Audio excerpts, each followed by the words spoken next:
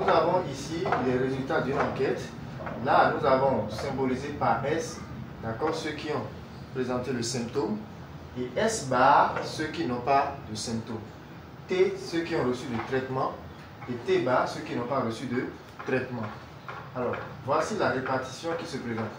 Quand vous croisez cette colonne et cette ligne, vous avez cette valeur-là qui est 30. D'accord? Ça veut dire que quoi? Ceux qui ont reçu le traitement et qui ont des symptômes, ils sont représentés par cette case-là. Donc ici, on nous a demandé de calculer la probabilité de ceux qui ont le symptôme. Qu'est-ce que nous faisons? La probabilité, c'est la chance, d'accord, qu'a un individu de présenter le symptôme. Alors, par rapport à l'effectif considéré, ici, nous avons un effectif de 100, d'accord, personnes dans l'enquête. Quand nous voulons déterminer la probabilité de ceux qui ont présenté le symptôme, qu'est-ce que nous regardons? Nous regardons ceux qui ont le symptôme, ceux qui, dans ce lot-là, ceux qui ont reçu de traitement et ceux qui n'ont pas reçu de traitement. Donc ça fait 30 plus 10, ça fait bien 40. Donc 40, ça fait le nombre de cas favorables sur le nombre de cas total. Donc ça fait 40%, donc ça fait 0,4. La probabilité de T bar, c'est ceux qui n'ont pas reçu de traitement. Ceux qui n'ont pas reçu de traitement, regardez un peu, vous allez voir que ceux qui n'ont pas reçu de traitement, d'accord, il y a ceux qui, dans ce lot-là, ceux qui ont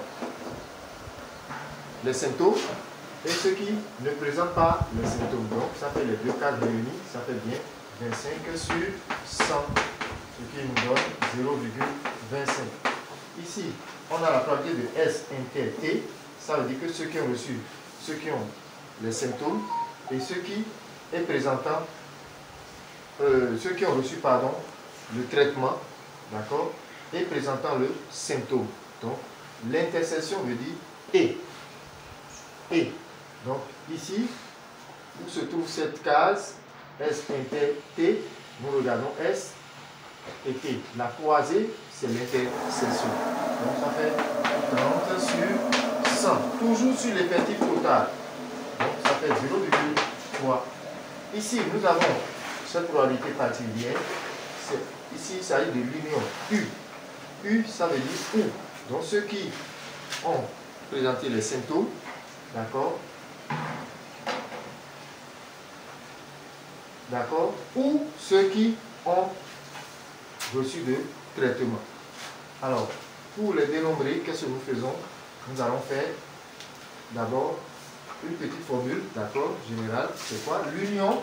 Retenez que l'union, ça fait les S plus les T moins leur intersection. Il en est de même pour l'intersection. L'intersection, ça fait l'union des S et de T. C'est-à-dire si on était ici, on peut faire aussi l'union de, on fait probabilité de S plus la probabilité de T moins l'union. Alors, nous allons le faire. Écrit ici, ça fait P de S plus P de T moins P de l'intersection S inter T. Et qu'est-ce que nous obtenons? On avait déjà calculé P de S. P de S est 0,4. P de T, d'accord? On avait négligé cela. P de T, ça fait ça plus ça plus ça. Donc ça fait 115 pour 100. Moins maintenant l'intersection qu'on avait déjà calculé préalable, qui est 0,3.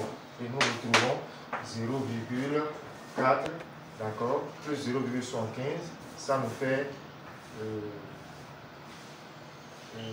5, 30, plus 5, ça fait 40. Bon, j'enlève 0,3 de 0,4, il va rester 0,1, j'ajoute 0,1 à 0,75, ça fait 0,85. Voilà.